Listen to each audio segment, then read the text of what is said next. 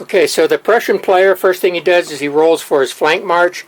He rolled a 9, and he now has a total of 18 points for his flank march, but he needs 30 to bring it on.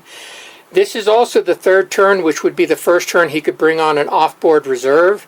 So if he doesn't bring one on, it's a pretty good indicator that he doesn't have one, because if he had an off-board reserve, you'd think he'd certainly want to deploy it. Anyway, that's some of the things that you have to take into account while you're playing the game, and you learn them as you go along. So, again, we've got the commander has 4 command points. His lieutenant is already commanding that division over there on the left, and we're going to leave him there. That looks like a good position as any for him. First thing we're going to do is we are going to announce any charges that we're planning on making, but there are no charges. We're just going to go ahead and hold our position and try to hold while he's coming in. So the next thing we're doing is we're going to issue our command points. Actually, the command points should have been issued first. So we're going to issue 1 command point to this lieutenant who's controlling these 3 brigades right here. We're going to issue, let me make sure. Oh, he's almost unengaged. He is unengaged. So he is unengaged. He's a free move because he's within range of his commander. We're going to issue a command point up here to that brigade. This one is unengaged, so he's a free move. And this brigade is a free move. These 2 over here are free moves. Alright. So again, no charges to announce. We're just going to basically stay on the defensive. The only thing I really want to do is see what I can do about this situation over here. Try to rearrange just a little bit. So first thing I'm going to do is I'm going to roll the command response roll. They get a 10. Now, this is a situation where, again, in some circumstances, a 10 would have meant a mandatory charge. For instance, if this unit right here had been in line or column or some other formation, and there had been an infantry unit within 3 actions of it, it would have had to charge it. But it can't charge in square anyway. It would have to change formation, and that takes a full action. So there's no mandatory charges. So these guys get 3 actions that they can take, but they're only going to take 2. Basically, the square is going to move back 3 inches.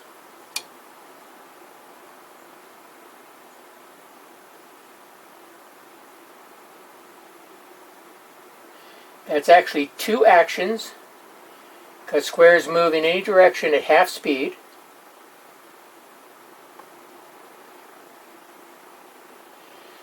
This brigade is going to about face, pull back, and then redeploy. What it's doing is redeploying into line in a position where it can support both squares.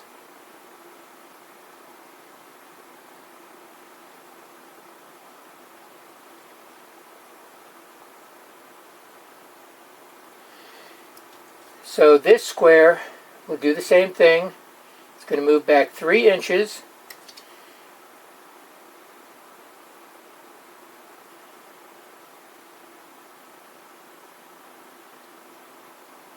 And form square. Actually, it's in square. Just move back 3 inches, which is half movement, 2 actions to the rear. And the battery goes with it. And then the commander, the lieutenant, goes there. Command point comes off. The next thing we're going to do, we've got this unit right here.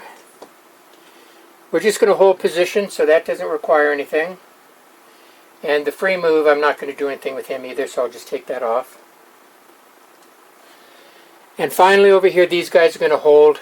There's not much they can do. If he comes into the forest, that's just going to be what happens.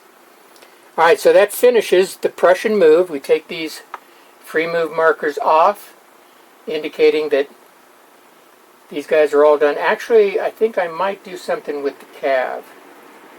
The Cav had a free move. Let's roll for them first. A 3, 4, 5 for being unengaged, 6, 7 for being in column, 6 because they're conscript. That still gives them 2 actions. So we're just going to pull back again. And then roll for the supporting unit. It only gets a 2. 3, 4, 5, 6. It still gets 2 actions, so it goes back into support as it was. Okay. And then, of course, the attached battery was with the brigade. All right. So the Prussians have been kind of pushed into a fairly confined area here. So now we're going to do defensive fire. So the French player starts over on the flank over here where he's got the 2 skirmish stands and the artillery battery firing at the skirmishers in the woods. The 2 infantry stands are worth 2 points apiece. That's 4. The battery is at point blank range. That's 6. 7 because it's a French battery. So that's a total of 11 points firing at the skirmishers.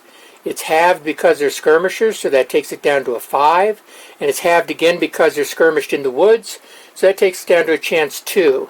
They roll, and they get a 2, so they inflict a casualty.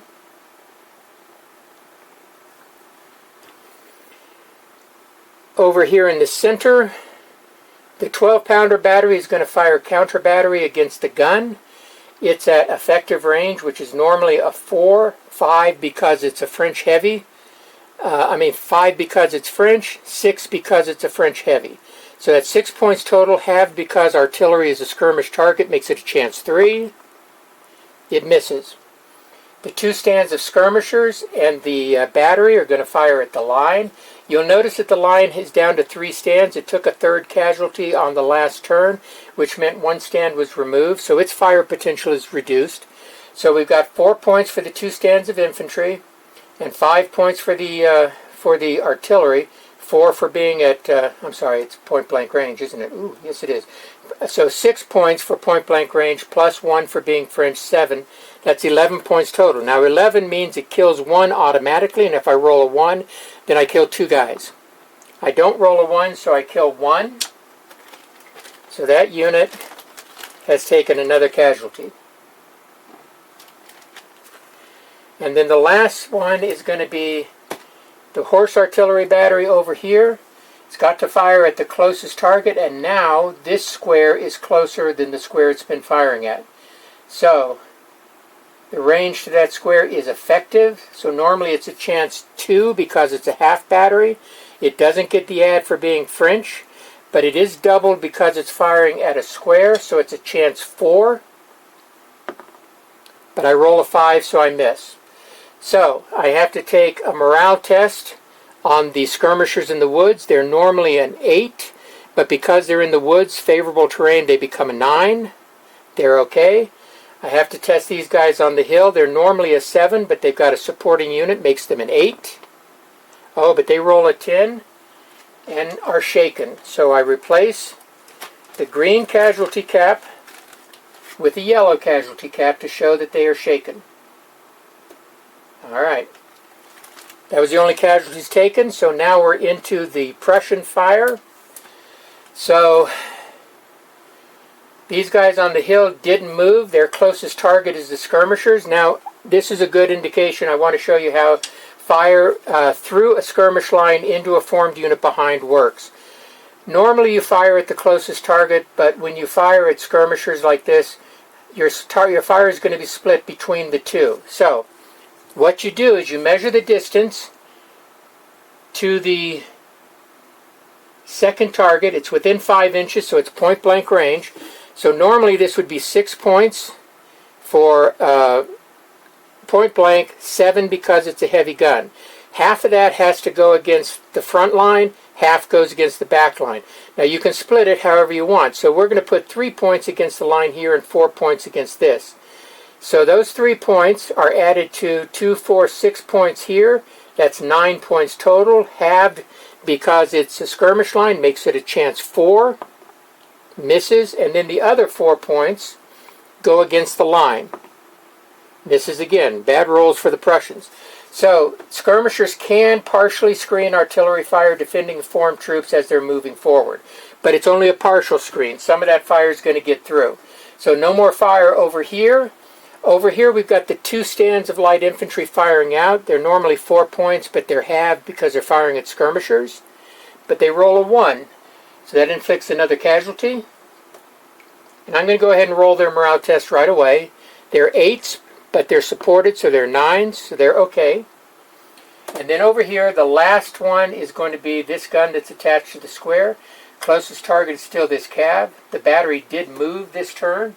It's at effective range. So normally that would be 4 points. Have, because it moves, is a 2. No other modifier, so it's a chance 2. Oh, and they roll a 2, so they managed to do another casualty on the light cavalry, and their morale is an 8. Oh, and they roll a 9.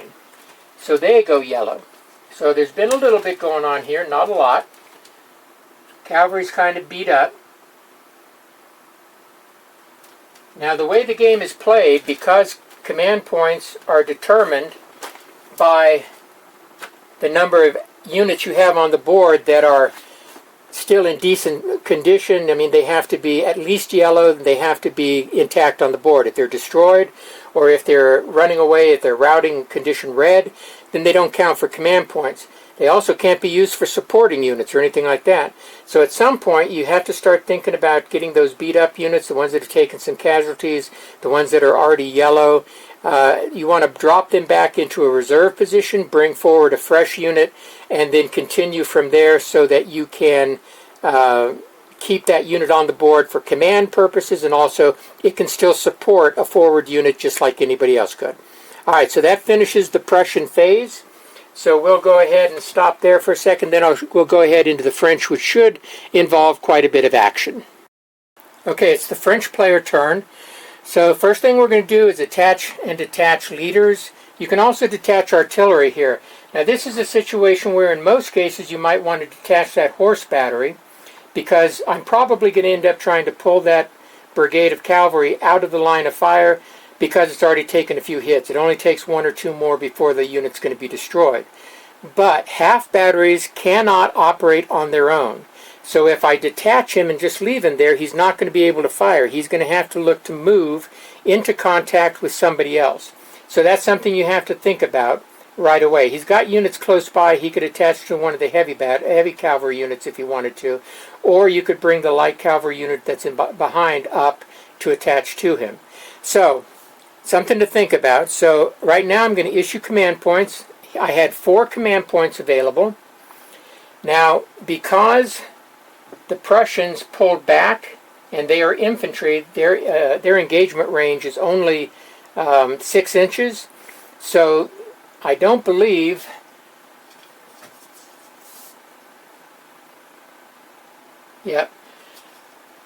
this cavalry unit is engaged, but these are not. So the lieutenant can take a command point to control the whole thing. Because he's unengaged, even though he's outside command range, he takes 1 command point. Alright, this other unit right here that we want to do something with, we are going to, it is engaged and out of command, so it would require 2 of my command points. So I'm not going to issue a command points. I'm going to try to screen this unit by bringing my other light cavalry forward. Or I might. Let's see what happens. So up here, everybody else is within command of the range of the general. I'm going to issue a command point to this lieutenant. I'm going to issue a command point to this formation. Let me check something here. Skirmishers do not engage. It has to be a formed unit. So if they're outside of 6 inches, up there right at. So these guys are just engaged. So they would not be a free move. So I've got 1 command point left. I've got a choice. I can't do anything with those guys because those would take 2 command points. No, actually I'm not going to issue a command point here. I'm going to keep firing. They seem to be doing fine. Instead, I'm going to issue a command point here to this brigade to bring it up. And I've still got 1 command point, so I will give it to him. Alright, so I've issued my command points. The next thing I need to do is rally any shaken or demoralized brigades, but that would require a command point. You'll notice that the command point, so I'm going to turn this over, it has 2 sides. If it's the flag side up, it's a command point. If it's the red rally side up, it's got the flag and the rally marker on it, and you set that beside a unit, it means you get to try to rally that unit before movement. Now, how much it costs to rally depends almost entirely on where it is on the battlefield in relation to the general. If it's within the general's command range, it costs 1 command point, 1 rally point to rally. But if I tried to rally this one, it would have taken 2 points to rally it. So it would have been expensive to do. And that's where the command point system starts to bite you a little bit as the game progresses. As units are destroyed, your command point level drops. As units become shaken or demoralized and you have to rally them to bring them back, command points are going to be siphoned off to do that, and you're going to have less command points to make the moves you want to move. So early on in the game, you always seem like you've got more than enough command points to do everything that you want to do. Later on in the game, you have to start making decisions about what's important for you. So at this point, I'm going to announce any charges that I have, and we're doing this for illustration purposes, so I might not do this in real life, but I'm going to announce a charge by these 2 brigades of cavalry against this square, and a charge by these 2 brigades of infantry against the skirmishers in the woods. Now, when I announce a charge, there are reactions that can be made by the different units. For instance, when I announced the charge by this cavalry, if this infantry had been in line or in column, it would have the option to roll to see if it formed square. Since the cavalry is quite a ways away from it, it would probably form square. But you have to decide your reaction to the charge before I roll to see if the charge even goes in. In this case, they're already in square, so they don't need to do anything. They're fine the way they are. Over here, normally skirmishers cannot stand in front of a charging unit.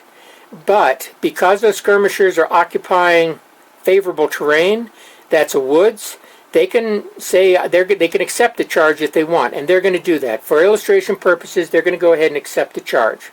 All right, so the first thing I'm going to do is I'm going to roll for the division over here to see if this charge goes in. All right, so I roll my die. Uh-oh, I get a 3. They are unengaged, so they get a +2, but that's the only modifier that they get. And so that gives them a 5. And a 5 is a hesitant response. That means they cannot charge even though it was declared. They do, however, have to move forward at least 1 action toward the enemy. So they're going to move 5 inches forward. They can stop if their movement would bring them into small arms or point-blank range of infantry or cavalry, or artillery. So they move 5 inches forward. This other unit wasn't part of the declared charge. He still gets his own actions. The 3 is actually better for him because he gets a +2 for being unengaged, +2 for being in column, and a +1 for being light cavalry. So he actually gets to add 5. He's an 8. That gives him a total of 2 actions. He's going to use 1 action to move forward to here, and he is going to deploy into line. This will allow him to screen, protect this cavalry brigade that's hurt, so it doesn't take fire anymore. Center that leader, take this command point away. So that's what happens there. All right. Next one we're going to do, this was just a standard move. What I'm going to do, though, is I think I want to move forward into, well, I can't. I was going to, yeah, let's do it. It's for illustration purposes, so let's do it. So what I'm going to do is I'm going to advance this brigade into a firefight with that one if I can. And we'll go over what the differences are. That's a 3, though. No adds because he is engaged, so he only gets, well, he gets 1 action, but he can't execute a charge, but that's fine. So let's see if he can get within firefight range. So he's going to move 3 inches forward, and he can. So that's going to put him right here. Firefight, you have to be within 1 inch of the enemy.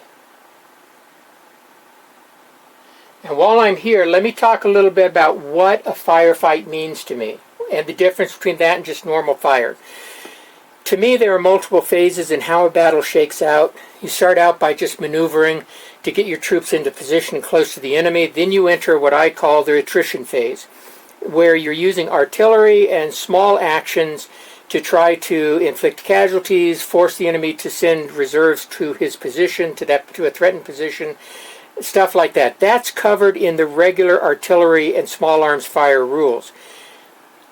Charges are already decisive because somebody wins and somebody loses, and whoever loses is going to be broken, go red, and run away. But a firefight is basically the infantry equivalent or an upgraded version of small arms fire. In this case, that brigade moved forward. It's a firefight. That means they're going to exchange fire 3 times during this phase, and troops are going to be coming off in buckets, especially since there's a supporting battery right there. But it's decisive. It's much more decisive than regular fire is. More often than not, somebody who is in a firefight is going to lose and be broken and run away. So there's a firefight right there. So the next one I'm going to do, I'm going to roll for this brigade right here. What I'd love to do is get enough actions to bring them forward to deploy them in a supporting position for morale. So I roll them, and they get a 10. Now a 10 is an optional charge if I wanted to, even though I didn't declare one, but I don't see a good position. So instead what I'm going to do is I'm going to move my unit 6 inches for the first 2 actions and deploy into line directly behind my guy in the firefight. That's going to support him for morale purposes. Now, I can pass through the skirmishers. You can pass through anybody without penalty if it's a move, so long as it's not a unit that is moving along the road in a column of march formation. There are limitations about that.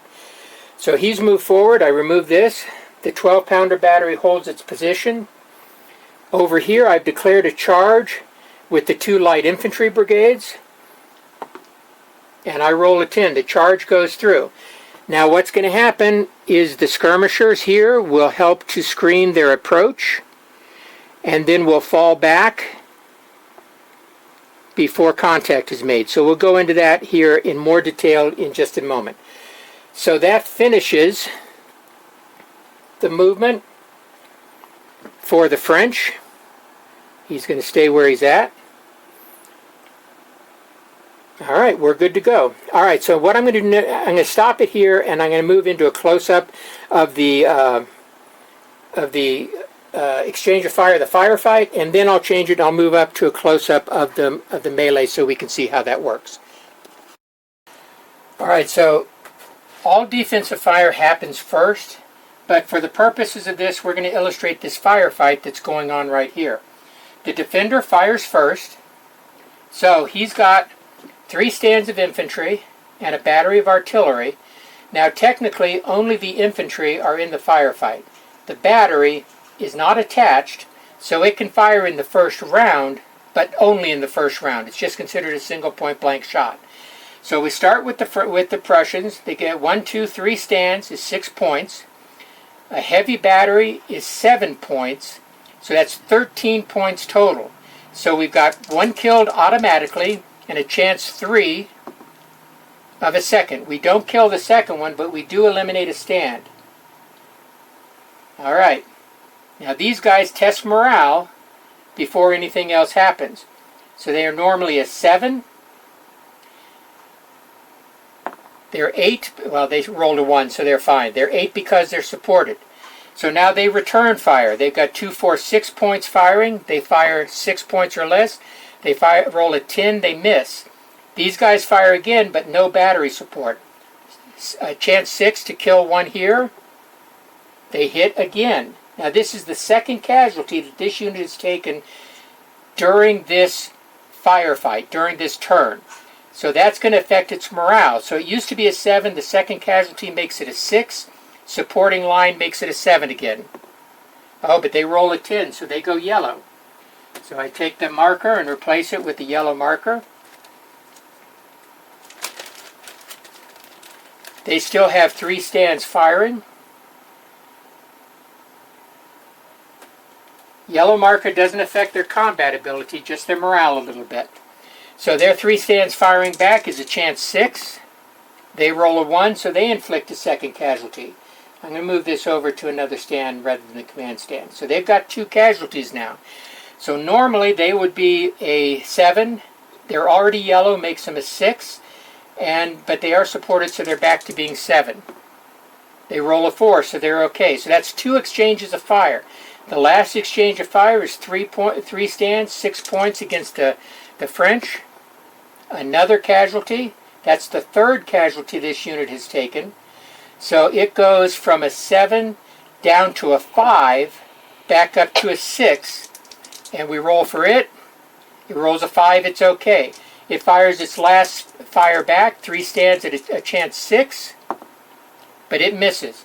So that's a firefight. Now in this case, nobody lost, nobody suffered a major morale loss, but you can see that a firefight usually is much more bloody, and the units that are involved are going to be badly battered even if they're not broken. Alright, so that was how the firefight works. Okay, so now we're going to take a look at this charge that's going in here. It's 2 half brigades of light infantry that are being screened by a half brigade of light infantry up front in skirmish formation. So this is a situation where the skirmishers will help to defend against the enemy fire. So the enemy has 2 stands. That's normally 4 points of fire. The charging units are in column, so that would go up to 6. Actually what happens is the 4 points get split. 2 points go against the skirmishers, 2 points go against the columns. So the 2 points against the skirmishers go down to a chance 1. They miss. There's a 2 points against the columns, actually goes up to a chance 3. But we have to split it, either 2 points in 1 or 2 points in 1. So 2 points against this, 2 or less, misses, and a chance 1 against him. Everybody missed coming in. Now at this point, we get the attacking player gets to fire offensive fire. He gets to use half of his skirmishers and half of this battery, plus the 2 lead stands of his charging units, because they're going to be the guys in contact. You only get half of the battery because it's assumed that he's going to have to stop firing early as his own troops get in the way and block fire. And these guys only fire half because they have to fire and then fall back behind the charging units. So this would be 2, 4 points here. Point blank range would be normally be 6, 7 because they're French.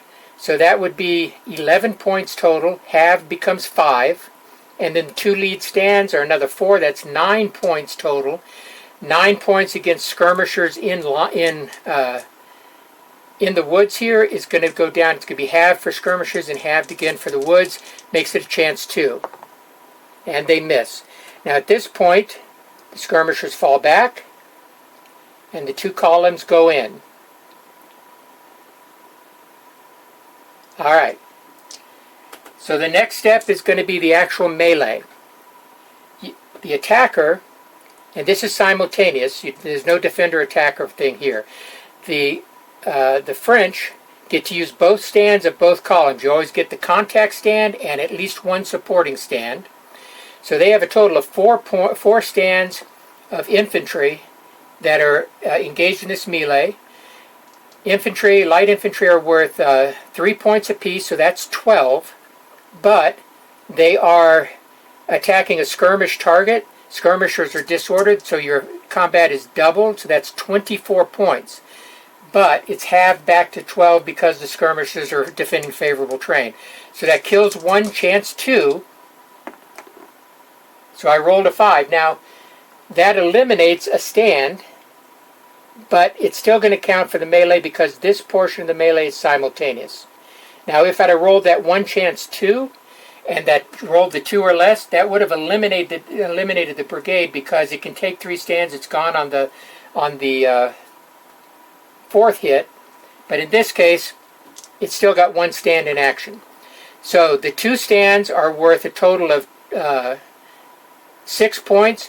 It's got 2 brigades that it's fighting, so that's basically going to be 3 points against each one of these, so 3 and a 3.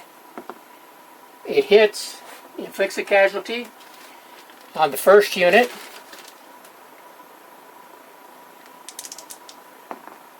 Oh, it almost inflicted another one. It misses on that one, so now it's gone. So at this point, we're going to determine who wins the melee based on morale. Now this is probably the most complicated system in terms of adds and subtracts and things like that. So let's just go through it straight. Let's start with the poor Prussian stand that's alone in here. It took one casualty during this turn. So it starts out as a morale grade 8. Oh, and one thing we have to do, we have to reveal whether this is a real unit. It's a dummy. Dummies can't support, so it doesn't get the supported bonus that it would get here. Alright, so it's got one stand. It's normally an 8. 9 because it's in favorable terrain. 8 because it suffered a casualty. So its morale is going to be an 8. But it is also outnumbered by more than 2 to 1 because it's got 4 stands attacking 1 stand. So that 2 to 1 is a -3, so that 8 drops down to a 5. Now I have 2 units charging in. One took a casualty and one didn't. So I'm going to use this undamaged one as my first contact unit. And we'll roll for him. So he's normally an 8. No changes because he is, well, he's just straight. He doesn't have any casualties or anything. So the French player is an 8. He rolls a 6. He's okay. The Prussian player is a 5. But he rolls a 9. So a 9 means he broke. He loses a casualty automatically to stragglers. That eliminates this little brigade. Now, if he'd have rolled a 5 or less, you would have rolled again. You ignore ties. So if both sides break or if both sides hold, you roll again until only one side breaks. In the event that he'd have held his position through 3 turns, this guy, or if this guy had broken, then this guy would have become the contact unit. New morale might have been determined, and it might have changed things. But anyway, that unit is broken, destroyed. So he wins. He gets to occupy the position, or he can make a move through. He's actually going to charge or do a follow-up charge at these guys. Actually, I don't know if he can because he can only charge 1.5 inches. Yeah, he couldn't reach it. So he's just going to go ahead and move to here. He wanted to see if that was a real guy. He actually sees him now. So that's revealed as a dummy. Alright, so that finishes. That's a fairly simple charge situation. Alright?